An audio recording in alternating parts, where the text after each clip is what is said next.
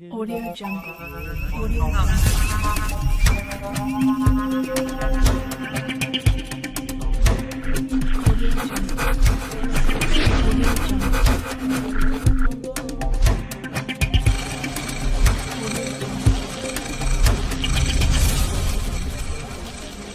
Audio Jungle.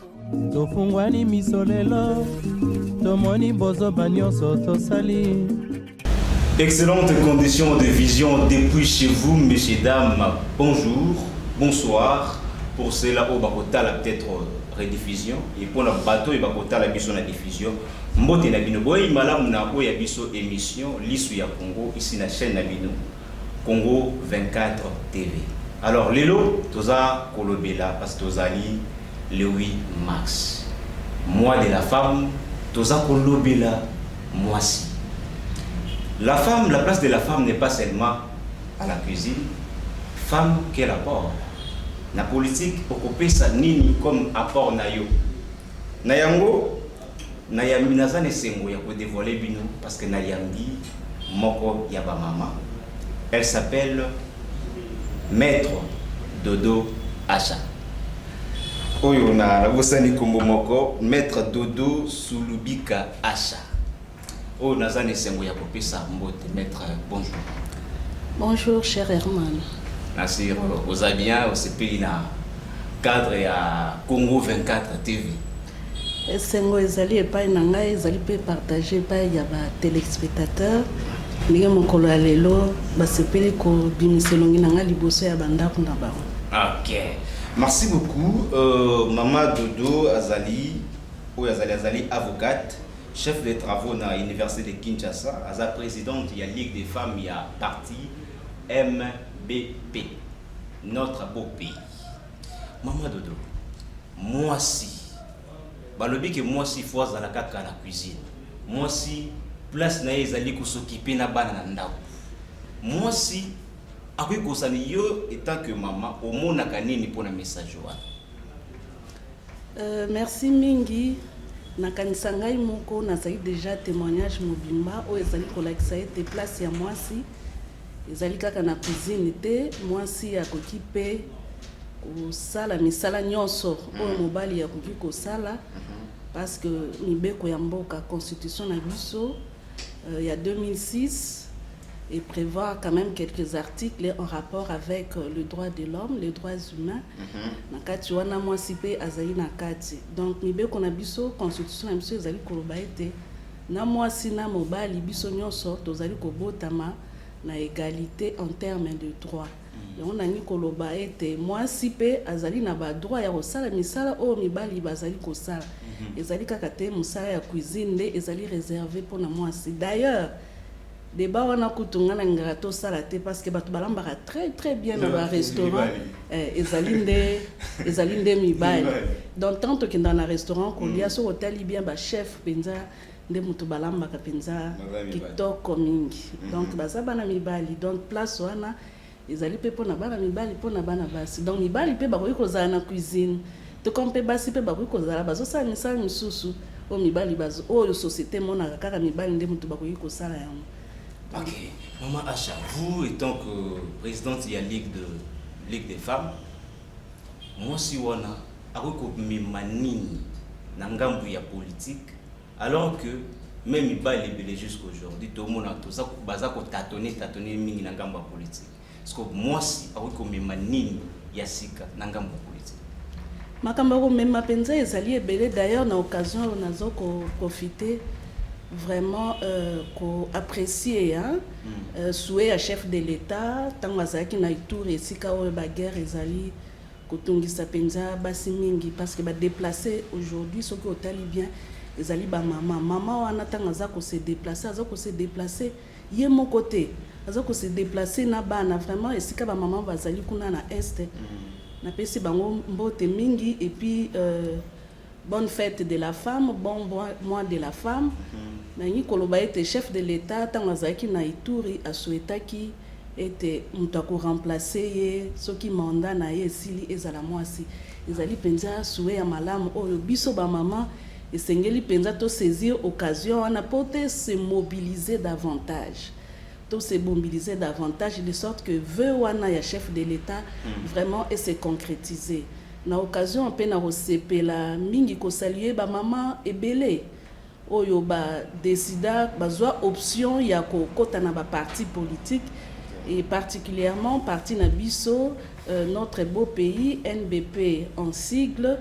Ba maman wana vraiment na remercier bango courage na bango na engagement au bazui ya ko banda ko sala ka ba activité politique ezali penza malamu mingi parce que ba maman ba décider lelo na mikolo ya lelo ya ko s'occuper pe na gestion ya choses publiques parce que tozaki ko kanisa ndenge moko uti ko pesa na motuna na ya liboso ete ba maman place na bango ezali na cuisine mais soko tali bien na ba parti politique ya biso awa na Congo okomona ete ba maman penza bazoko jouer rôle munene soko tali na ba base wana soko okomona kaka batoni sinde ba maman donc ba maman bazoko apporter penza soutien makasi na ba acteur pe na ba actrice politique nyonso. Alors il y a pas si penza et comme kozala ndenge nini ezali ko koma na place wana ya ba décision. C'est vrai ba maman bazali très engagé na domaine politique. Ce côté les statistiques lobby ba nyonso ba identifier la parti politique nyonso ba identifier ba militant na bango topé ba membre na bango au moment na été nombre penza ya ba maman ezali ebele mais ce qui totali concrètement en termes de na ba poste il y a prise de décision en tout cas il y a encore des choses à redire.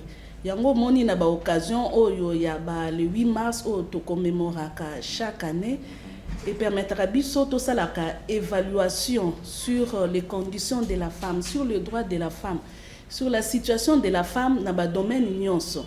Ce qui tozongi na domaine o penzanga naza ko évoluer pour tuninga na côté wana en tant que présidente de la Ligue des femmes.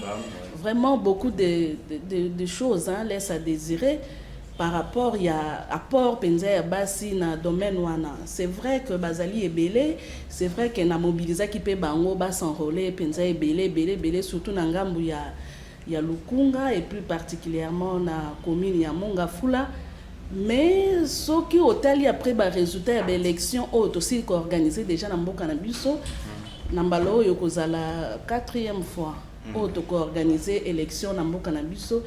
Vraiment beaucoup de choses ezana nous penza ya kotala lisusu malamu pour élection otokozana on a 2023 basi penza baya ko jouer rôle munene ya makasi. Alors pona ko ya ko jouer rôle munene ya makasi esengeli penza na ba maman na période oyo po ezali na période oyo avant élection avant ba campagne ba maman ba se mobiliser penza makasi mingi pe ba postuler c'est-à-dire ba sala ba candidate parce que to tambolaka na ba parti politique te pona okende ko beta maboko kokende kolakisa ke biso ba maman tozali to tozo kende ko pesa poids na ba papa parce que so otali na ba parti politique mingi ezali ba papa kaka nde baza ko diriger. Donc ceux qui te comprennent honorable lobby ba maman pe bazwa initiative ya ko postuler pour ne permettre que bango pe bakoma na ba place ba ki ko décider.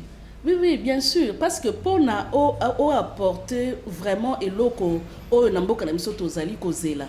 Ezali les changements, amélioration ya conditions de vie. Yango nde ba maman nyonso parce que maman nde asantaka poids ya famille. Tanga la mutu na tonga komi kotala bana bakolia nini. Peut-être papa akoyi kobima mais okomona maman tielo boko na litama azokanisa bana bakolia nini. Alors okovanda kaka to ozokanisa bana bakolia nini. Il faut yo moko okoma na pouvoir yango pe osimba. Pour gérer la chose publique, pour amélioration, tozali koluka chaque jour et comment. Moi, je crois, je pense. Et zali pe idée ya ba maman mingi na ya ba papa mingi. Luka pe chef de l'État moko Félix Tshisekedi a été ko souhaiter alingi moi sinde a remplacer tanga kosilisa mandat na et donc espoir ya batu nyonso ezali penza ya ba maman. Na yango ba maman, il faut penza to postuler to sala ba candidate na niveau nyonso ezala na niveau présidentiel ezala na députation nationale tout comme provinciale et au besoin même local monique wana nyonso ezoko senga penza effort makasi parce que tango soko tali bien okomona ete ba maman nde bazali ebele bazali ebele en termes de il y a pourcentage il y a population il y a mboka na biso ceux qui ba maman vraiment ba s'organiser très bien en toute solidarité entre les femmes tozali na chance mingi ya kobimisa pe président de la République chance wana penza ezali ceux qui peut totali bien tozali pe na chance mingi ya kozwa 50% des mamans na kati ya Assemblée nationale parce que vraiment to déplorer ba résultat o ba député na biso il y a une élection nyonso oyo uti ko précéder ba résultat nango vraiment te déplorer yango mingi c'est vrai ba koloba ke chaque année après élection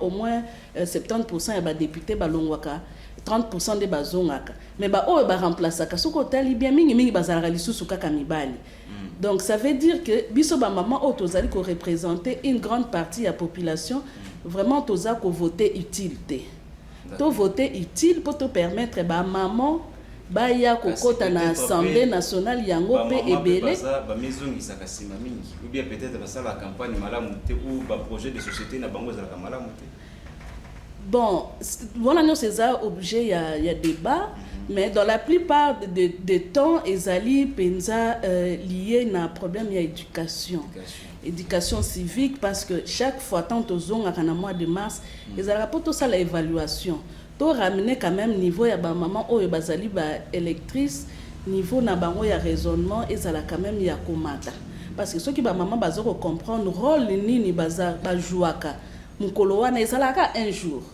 mukolo ya vote ezalaka mukolo moko mais mukolo wana avenir ya Congo mobimba ezako dépendre na yango alors mingi tango to salaka ba campagne biso ba candidate to lakisaka penza mwasi côté wana te donc esengeli vraiment ko ba éducation civique surtout bino ba journaliste vraiment média bosunga ba maman na côté wana pour vraiment ba comme na niveau esengeli pour na ba voter utile ezali kaka te ke ba maman nde mutu soki ndenge nini mais ezali pe rôle oyo biso nyonso na kati ya société to ko jouer pour vraiment élection oyo ya 2023 et puis ça biso qualité ya malamu ya ba député.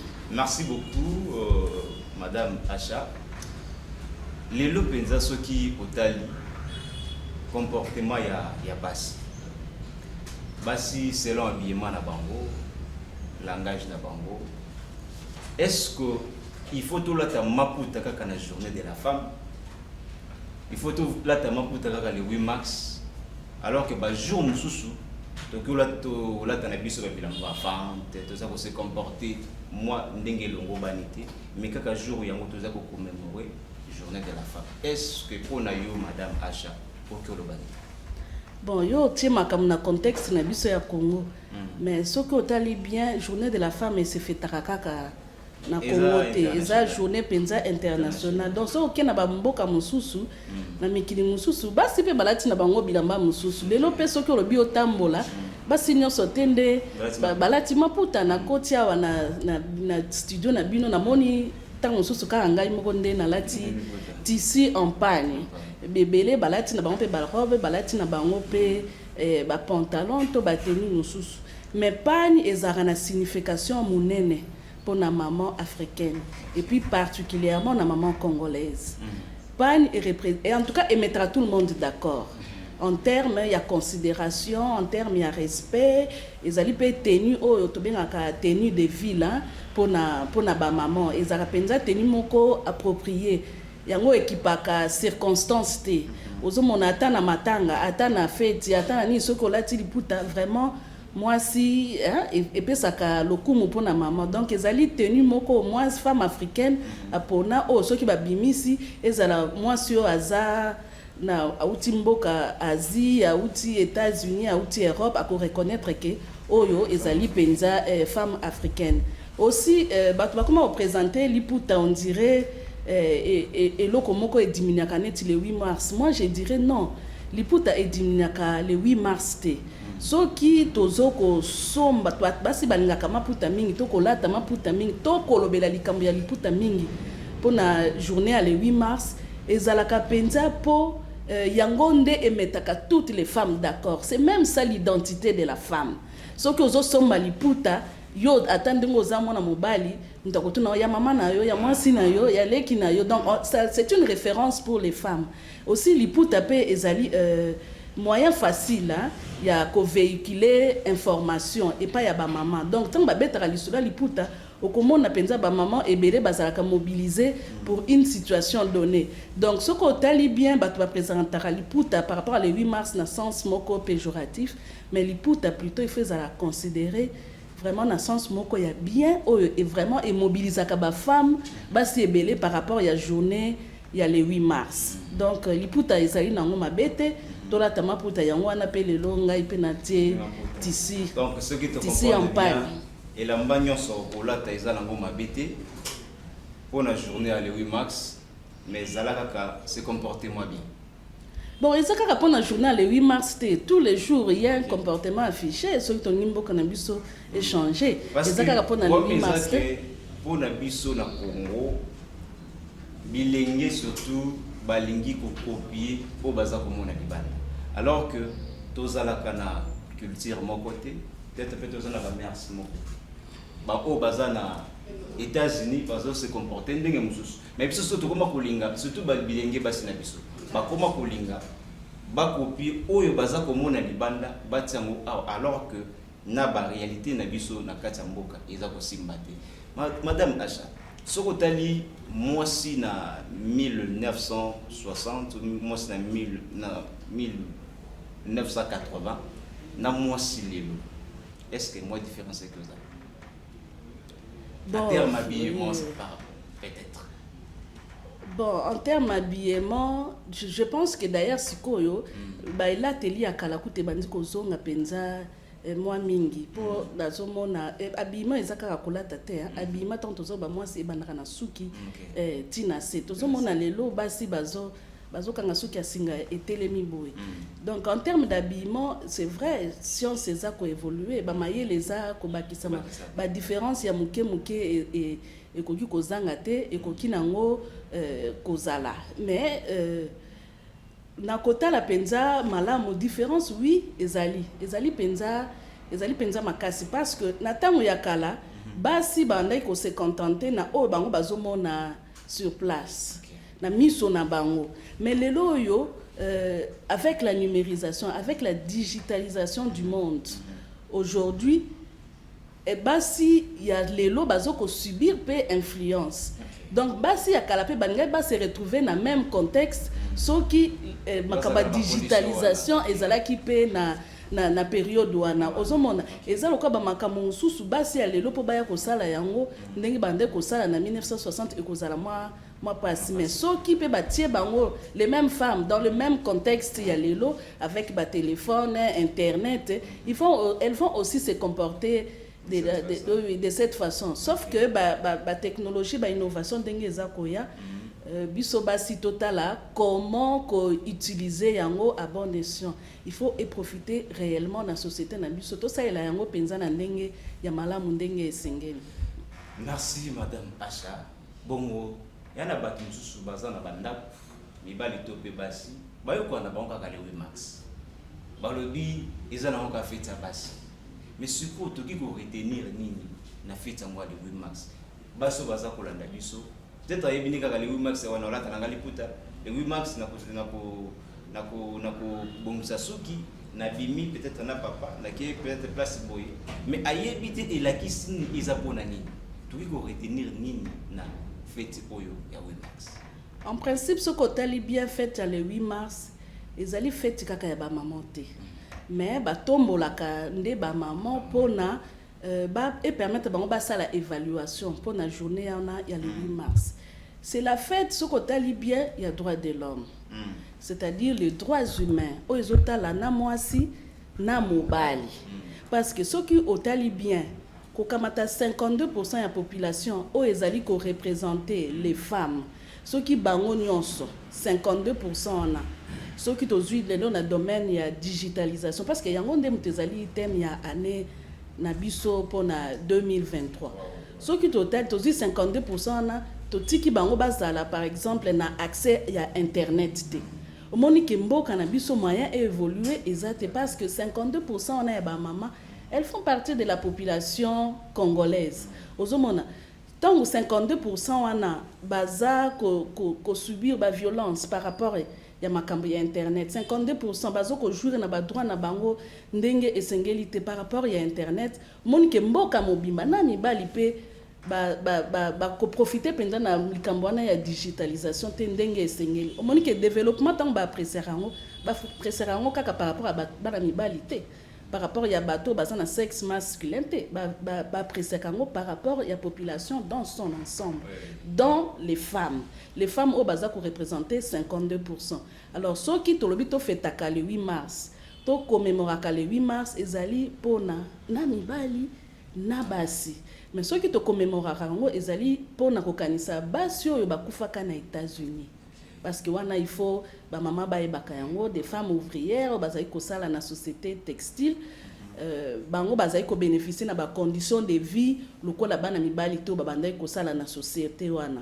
Donc baningaki ba conditions na bango, ba droit na bango ezala améliorer, ba conditions salariales na bango ezala améliorer au même niveau que les hommes. C'est comme ça que c'est bayaki kosala grève tant basali grève employeur na bango asepela kité babomaka basuana. Alors ça faisait beaucoup d'années bonaki ete likambana vraiment et marquaki et humanité mobimba.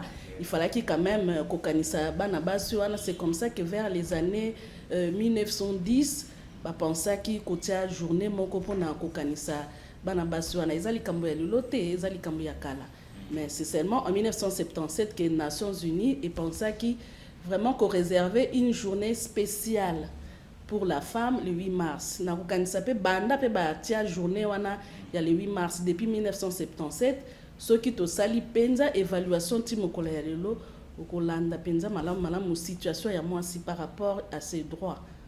Na moninga na ye mobali situation ya moi si penza eza ya komata. D'accord, merci beaucoup Madame Acha. Alors, Nanyoso, avant de quitter le sujet, il y a moi aussi, parce que aussi Mbappé Mwanda, il y a parti politique, MBP. Ce conseil ni ne ça pour ma femme congolaise, surtout bilingue la biso. Oyo, se laisser beaucoup faire na internet. Au lieu peut-être, mais tu es étudiante, mingi étudiante. Au lieu autant de cahier, aux amis de WhatsApp, aux amis de Facebook, aux amis de réseaux sociaux. Au moins, que tant que aussi ma cahier, ils ont pensé mingi. Et après ce temps, autant d'ité, au Kende, la banzela pour mon baillet, il va point sexuellement transmissible et puis à mon soir. Occupez ça comme conseil qu'on a pu gagner passé et puis qu'on a pas maman la mission. Bon, conseil à couper ça, ils allaient penser à belé. Le cola tozali. Bon, thème, il y a émission, ils allaient penser sur la numérisation, mais ils allaient pour une occasion, il y a qu'à dénoncer. Il y a qu'à dénoncer le comportement ébélé. Ils allaient pour la classe, étudiante ou étudiante, le comportement ébélé, ndenge internet, ndenge digitalisation, ndenge technologie, ndenge pe numérisation ébélé, le comportement ébélé, ils allaient penser à violer le droit, il y a basi, surtout en ligne. Okolanda souvent ba sex tap soko toke na domaine wana okolanda ba sex tap très souvent eza penza bato ngote ozomona très souvent eza bato ngote ezali bon basali ba montage ya image côté wana tokozwa pe ba monteur parce que tozali lo na studio ba monteur pe bo sunga penza ba maman côté wana très souvent na makambo ezalaka plus ba maman nde baza exposé. Moni ebele tozolanda na internet awa ba débat pe mingi ezaka parfois entre journalistes na ba artistes musiciens, ba artistes comédiens, ba chanteurs ebele baza penza exposé na makambo yo ya digitalisation. Ozomona ba kokamata image na yo batie bon sur le plan professionnel peut-être que et causer dommage moko énorme na simana yo ozana mwasi ozana bana bango so bazo dépendre na musala wana. Tant que kamata image na yo ba présenter en na ndenga mabe et ko jouer sur réputation na yo et ko jouer sur musala na yo ozomona wana nyonso eza ko contribuer na nini na sous développement mboka ozomona otala mona mwasi wana lelo oyo toza quand même avancé na liberté d'expression okomona mwasi oyo ba présenter na réseaux sociaux na internet comme comme moi si moko aza légère ou nudité na ye ezali exposé okomona moi si wana aza réduite au silence alors que azalaki elle défendait ses droits, elle défendait son travail. Mais au moniteur azali exposé par ba voix wana ya digitalisation ya numérisation au monique ba droit ya na ye ezali penza violenté donc subir surtout ba violence en ligne yango nde penza ezali penza makasi penza ozomona tango kozwa pe na côté ya bano bazotanga ezali même chose ozomona yonde mtu foye bakinaza na internet eloko nini nazosala na internet wana ezaka na makamba mabete internet wana makamba malamu pe ezali okoki pe kotanga osimi telefone na yo oza kotanga bacours na yo ozali wana oza kolanda tu peux enregistrer un cours pendant que ezo kopesa matango ozongi na ndako otie ba écouteur na yo ozali kolanda cours eza mabete na internet wana na numérisation wana okoki aujourd'hui toza na eloko mosusu osala te il faut kaka s'adapter na makambo ya numérisation wana pour rien ne se fait sans passer par ça soko lobi osala ba opération financière okene na banque tout passe par ça olingi communiquer olingi osala message donc banda tongo ndenge na lamuki ti sikoyo na sali makambo ebele oyo eza lié na digitalisation moyen to échapper na yango ezate moyen pe to pekisa bana na ko utiliser ba téléphone ezate mais eloko to ko sala ezali ko conscientiser kaka bana te na biso moko ba professionnel to yeba ndenge ni malgré maintenant comment la banda mususu basola ka soute mutu na mutu asana téléphone nayo papa na téléphone na WhatsApp maman na téléphone na WhatsApp bana na ba téléphone na bango bana ngamu na bango donc causerie entre papa na maman na ba les astuces wana ezali ba conséquences eza ba conséquences parce que loko nyonso soki ebimi ya sika ezaka na ba avantage na ba conséquences non mais c'est à nous de voir nous parents biso bato toza ko constituer famille toyeba comment ko créer ba temps ya échange parce que présence ezali très important le contact physique ezali très important donc il faut tokutanaka to solo komona ata pe ba internet ango ezali komona air mususu réunion moko eko salema nango par ba voix wana ya numérisation digitalisation mais ba exiger kaka présence parce que on comprend que tout est lié na être humain il faut présence ya mutu ezala batu ba échanger donc moi concept ko kopesa kaka yango wana toyeba ndenge nini ya kosalela vraiment internet na ba digitalisation o ndenge eyeli biso parce que ba conséquences nango vraiment ce que to saleli yango mabe ezali très grave. D'accord. Ma conséquence est très grave. Merci beaucoup madame Acha, je pense que tu aussi ma deuxième sujet na biso to ko lobela MBP. Yo étant que président de la Ligue des femmes parti MBP ils ont aussi comporté parti politique notre beau pays NBP en sigle ils allaient très bien ils ont évolué très bien c'est vrai que Batebele Baïbi était président Nabiso le professeur Ambroise Kamukuni Mukinai a tiré Kibiso depuis 2020 mais pendant 2020 qui nous m'ont collé les lots c'était mon professeur il m'a donné un cours de droit constitutionnel congolais ah ça c'est très bien ça c'est très bien bon d'heureuse mémoire hein ndenge tolobaka bon atika kibiso mais après wana parti politique ezali kokamba mana professeur de Kosako yende mutazali kokamba biso comme président intérimaire c'est vrai que parti ezaki ba problème ndengo ebika kasoki ndenge biso na Congo tolobaka kole loko mais en principe yemoko ndenge abandaki ko azaki na vision na ye ya NBP tokokaki soki penza tolandaki leader na biso malamu tokokaki koloba te ke lelo oyo tokoma na difficulté non parce que lui n'avait jamais voulu que parti politique na biso NBP ezala lié à sa personne alingaki te tant po tali bien au moment pendant que ye azalaki président abandai kolinga jamais batia image na ye batia photo na ye na siège parce que alingaki parti politique ezala réellement eloko ya ba membre nyonso donc mutu nyonso pe akokaki kokoma président ye mpe afandi na touche azoyoka azolanda mpe motu mosusu ndenge azali kodirige. Mais après liwa na ye malheureusement ndenge biso na Congo ezalaka kolo eloko, alors que biso nyonso soki otali bien na parti politique yango tolobaka tocontribuaka tozosomba bacarte de membre.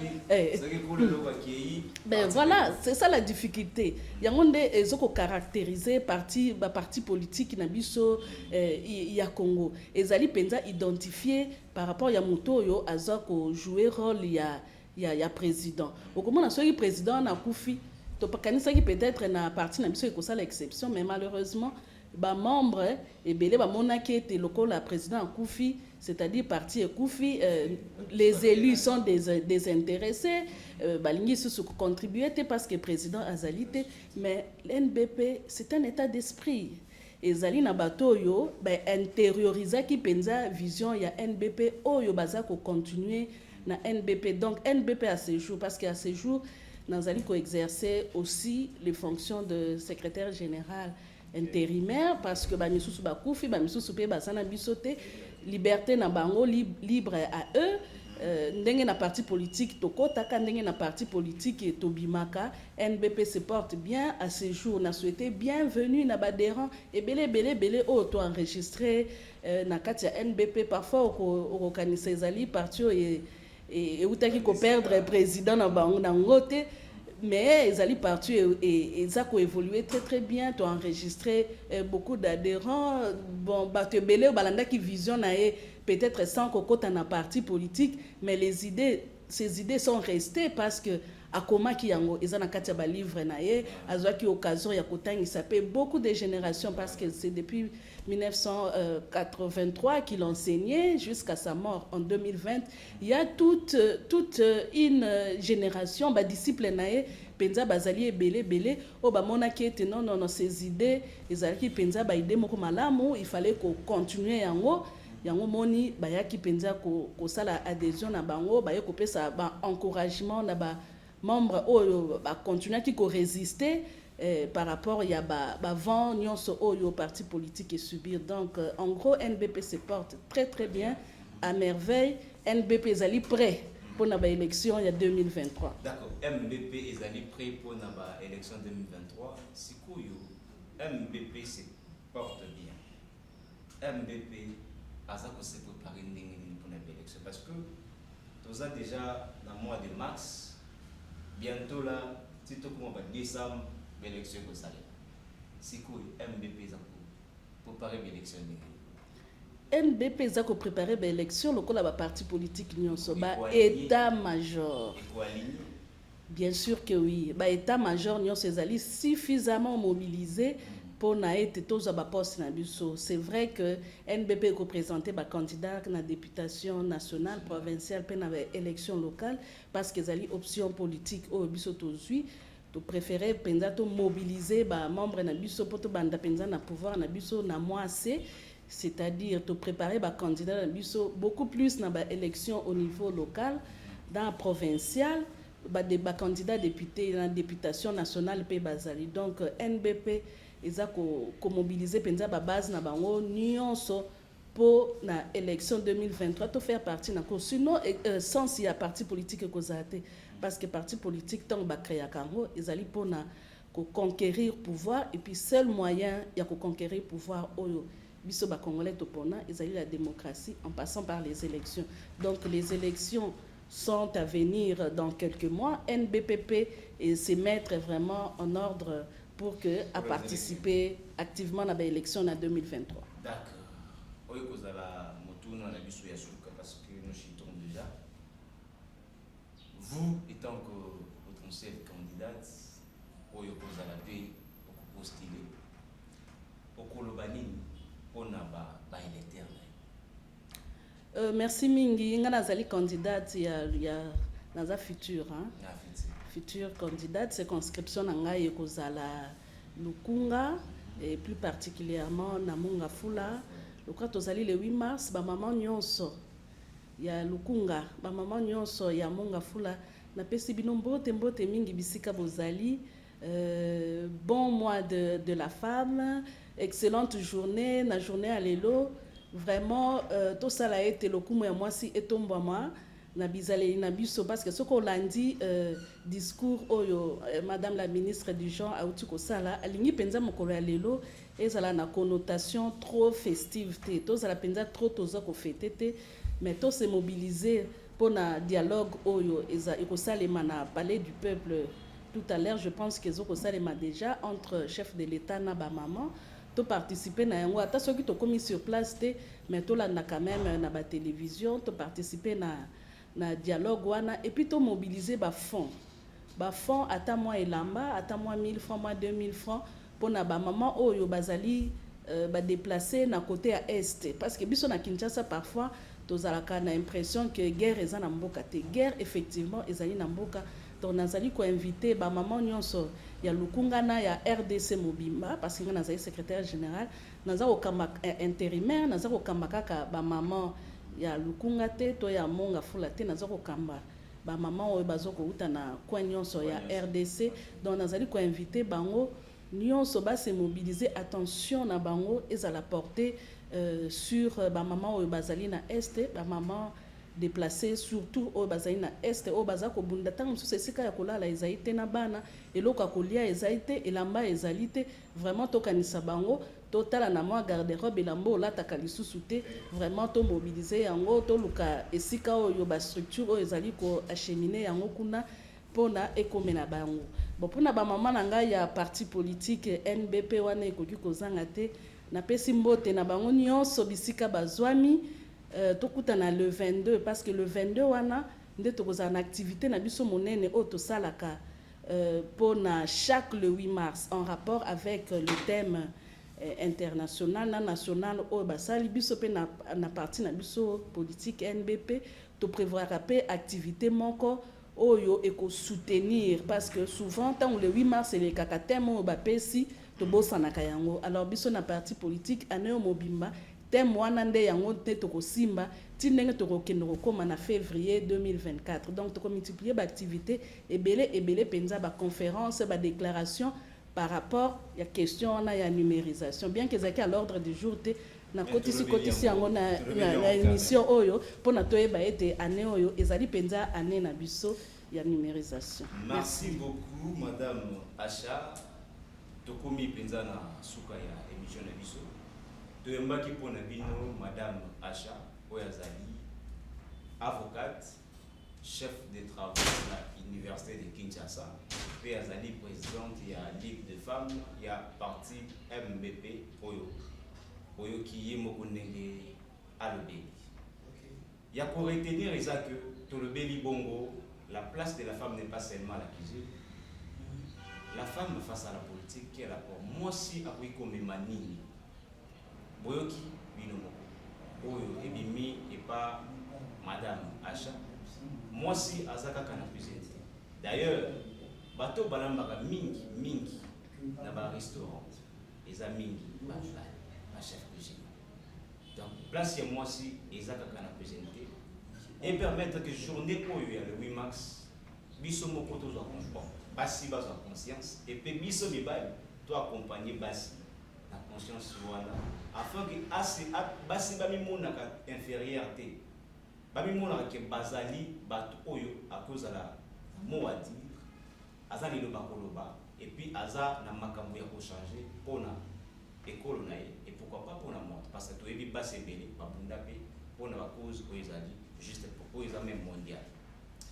Tokomi bongo na suka ya émission na biso ma tokosukisa bongo te sans pour autant dire merci surtout l'équipe technique oyo e filmé biso na yango tomoni bongo Arnaud Malonda oyo aza tout justement la sima ya caméra tomoni ndeko James ndeko Kevin oyo aza DH et bongo tomoni pe Cordon Ben Oyazali Nabiso. Et mais je dirais pas aussi sa émission de 100 pour Tapena et sa merci surtout à ma mère et puis Naïb Saye bonne fête des femmes Marie Asanga Soki Zambamu Azomite Tomonani Lobi Audio Jungle.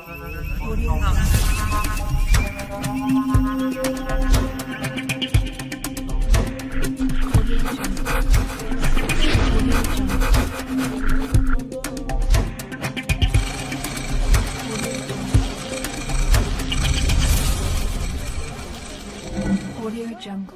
tofungwani miso lelo tomoni bozoba nyonso tosali